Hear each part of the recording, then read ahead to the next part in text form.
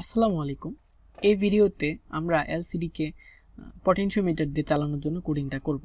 তো প্রথমে হচ্ছে ফাইল থেকে যে আরডুইনোর আইডিতে ঢুকে ফাইল থেকে যে নিউ স্কেচে দিয়ে এখানে চলে আসলাম। এরপর হচ্ছে প্রথমে আমাদের একটা লাইব্রেরি ইনস্টল করতে হবে। সেই লাইব্রেরিটা হচ্ছে লিকুইড ক্রিস্টাল। এখানে যে হচ্ছে সার্চ করব লিকুইড ক্রিস্টাল। তো লিকুইড ক্রিস্টাল এই যে লাইব্রেরিটা আসবে লিকুইড ক্রিস্টাল বাই আরডুইনো অ্যাডাফ্রুট। তো এই লাইব্রেরিটা আসলে এটাকে আমরা হচ্ছে ইনস্টল করে নেব। আমার এখানে অলরেডি ইনস্টল করা আছে। তো করা থাকলে তো হচ্ছে এইখান থেকে যে হচ্ছে আমরা ফাইলে যেতে পারবো। ফাইল থেকে যে এক্সাম্পল থেকে নিচে যে হচ্ছে আমার লিকুইড ক্রিস্টাল যে এটা আছে ওইটা থেকে যে হচ্ছে হ্যালো ওয়ার্ল্ডে যদি চলে যায় তাহলে এখানে একটা এক্সাম্পল কোড আমরা দেখতে পাবো। তো আমরা এক্সাম্পলটা আপাতত দেখছি না, আমি স্টেপ বাই স্টেপ বুঝিয়ে দিচ্ছি কিভাবে হলো। তো প্রথমে হচ্ছে আমরা কি করব, লাইব্রেরিটাকে ইনক্লুড করব। Hash include liquid crystal dot H liquid crystal dot H যে লাইব্রেরিটা আছে এটা হচ্ছে আমরা এখানে ইনক্লুড করলাম। এরপর হচ্ছে আমরা একটা অবজেক্ট ক্রিয়েট করব। যে লাইব্রেরিটা অ্যাড করছি এই লাইব্রেরিটা হচ্ছে একটা ক্লাস, ওই ক্লাসের একটা অবজেক্ট আমরা ক্রিয়েট করব লিকুইড ক্রিস্টাল।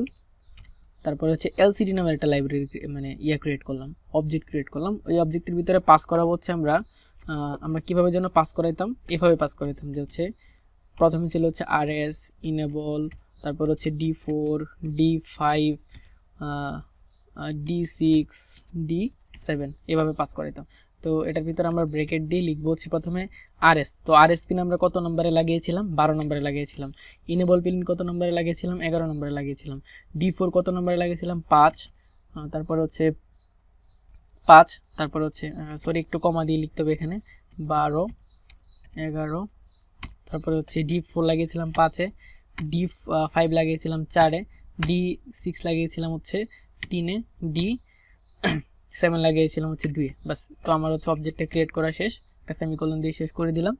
এরপরে আমাদের এখানে এসে ভয়েড সেটআপে এসে লিখতে হবে যেহেতু আমরা একটা লাইব্রেরি এড করেছি, প্রত্যেকটা লাইব্রেরিকে হচ্ছে ইনিশিয়ালাইজ করতে হয়। তো লাইব্রেরিটাকে এইভাবে ইনিশিয়ালাইজ করবো যে অবজেক্টটা লিখছিলাম ওই অবজেক্টটা এলসিডি ডট বিগিন দিব, BEGIN বিগিন 16, তারপরে দিব হচ্ছে কমা 2 সেমিকোলন।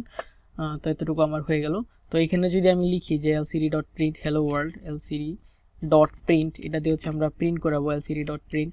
তারপরে হচ্ছে লিখবো হচ্ছে হ্যালো ওয়ার্ল্ড লিখলাম।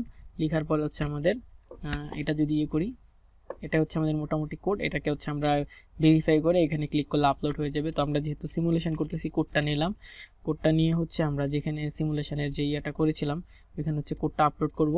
তো কোডটা যদি এখানে আপলোড করি, আপলোড করার পরে আমরা এটাকে রান দিব।